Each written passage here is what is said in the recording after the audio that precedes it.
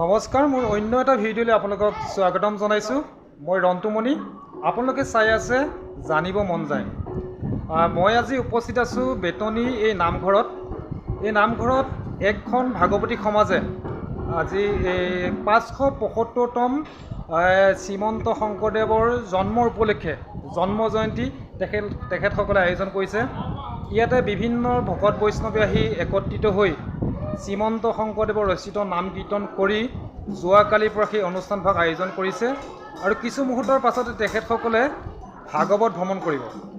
মোৰ এই ভিডিঅ'টোৰ জৰিয়তে আপোনালোকক জনাবৰ কাৰণে চেষ্টা কৰিম যে ভাগৱত ভ্ৰমণ কিয় কৰা হয় বা এই ভাগৱত ভ্ৰমণৰ জৰিয়তে ভকত বৈষ্ণৱক কেনে বাৰ্তা দিব বিচৰা হয় সেই সম্পৰ্কে মই আপোনালোকক জনাবৰ কাৰণে চেষ্টা কৰিম।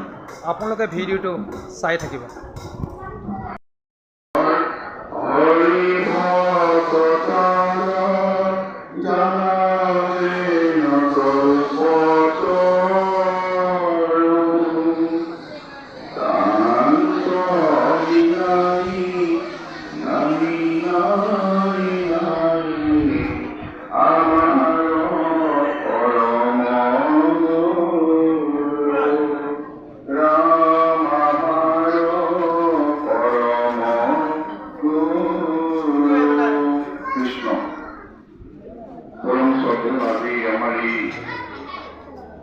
জমাল বেতনী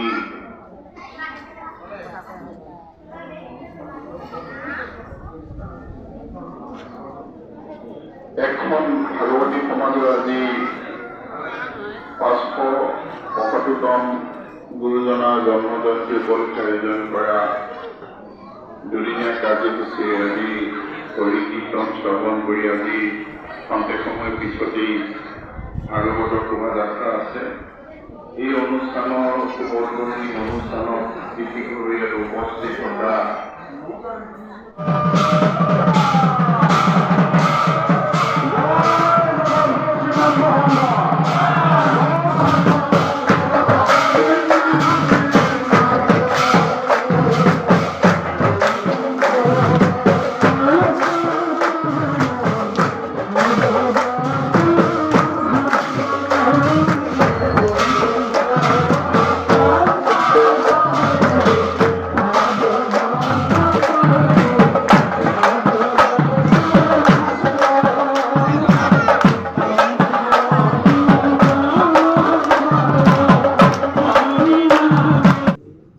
মহামহাপুৰুষৰ চানেকিৰে জীৱনৰ আমিও কৰিব পাৰোঁ জীৱন গঢ়িত।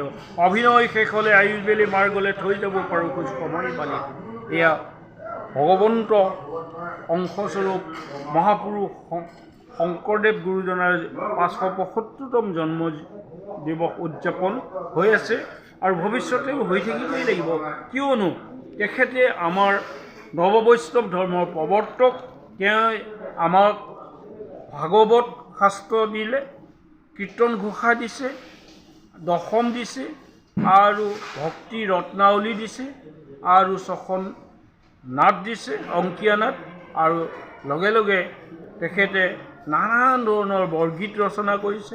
আমি তেখেতৰ ভৱিষ্যতলৈকে আমাৰ উঠি অহা নৱপ্ৰজন্মই যাতে মনত ৰাখিব পাৰে, তাৰ যুগ যুগান্তলৈকে এই অনুষ্ঠানটো অনুষ্ঠিত হৈ থাকে, তাৰ শুভকামনাৰে সঞ্জীৱ কুমাৰ ডেকা।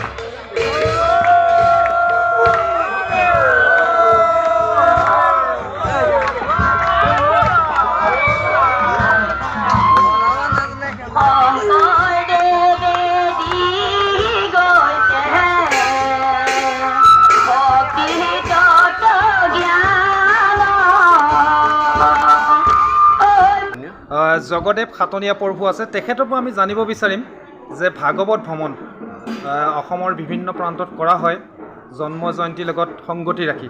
এই ভাগৱত ভ্ৰমণ কিয় কৰা হয় বা ভাগৱত ভ্ৰমণৰ জৰিয়তে ভকত বৈষ্ণৱক কি বাৰ্তা দিব বিচৰা হয় বুলি ক'লে আপুনি কি ক'ব?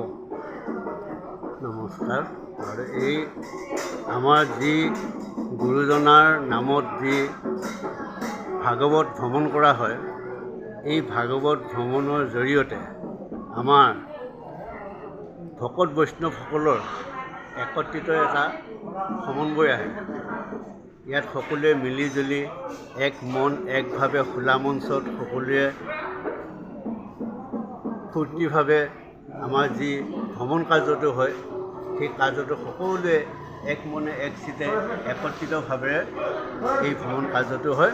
আৰু সকলোৱে এইটো মিলনজ্যোতি বুলি এটা আমাৰ কথা থাকে, ভকত মিলন।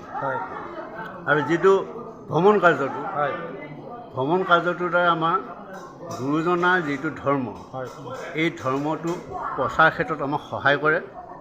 আৰু ভকতসকলকো তেৰাৰ সেৱা ভাগৰ এটা অংশ তেওঁলোকে গৃহত থাকিও পায়। কাৰণ কোনোবাই আহিব নোৱাৰিলেও গৃহতে থাকি ভকতৰ সেৱা ভাগ ল'বলৈ সুবিধা এটা পায়। এনেভাৱে মানে আমাৰ এই ভ্ৰমণ কাৰ্যটোত ভকতসকলৰ বহু লাভ আছে। আৰু সকলোৱে ধৰ্মৰ প্ৰতি এটা যে আকৃষ্ট হ'বৰ কাৰণে সকলোৱে আগবাঢ়ি আহিবৰ কাৰণেও এটা উৎসাহ হয়। সেইকাৰণে আমাৰ এই ভাগৱত ভ্ৰমণ ভাগ আমাৰ ৰখা হৈছে। আৰু কিবা আধ্যাত্মিক কিবা নিয়ম আছে? এতিয়া ধৰক ভাগৱত ভ্ৰমণটো আমাৰ ইয়াত এটা ৰস আছে, গতিকে সেই ৰসটোৰ দ্বাৰা মানুহৰ আৰু উৎসাহশীল হয়। একেখিনিতে গাই থকাতকৈ যেতিয়া গাঁওখনৰ এপাক ঘূৰিব সকলোৱে উৎসাহটো বেছি হয়। সেইকাৰণে তেতিয়া ভকতসকলৰ আমাৰ সমাগমটো বেছি হয় আৰু সকলোৱে খুব উৎসাহে আগবাঢ়ি আহে। সেইটো কাৰণে আমাৰ এই ভ্ৰমণ কাৰ্যটো ৰখা হৈছে। ধন্যবাদ প্ৰভু। কৃষ্ণ হৈছে। আজিলৈ ভিডিঅ'টো ইমানতে সমাপ্ত কৰিছোঁ। আপোনালোকে ভিডিঅ'টো চাই ভাল পালে লাইক, কমেণ্ট, শ্বেয়াৰ আৰু চেনেলটো ছাবস্ক্ৰাইব কৰিব নাপাহৰিব। ধন্যবাদ। জয় আই অসম।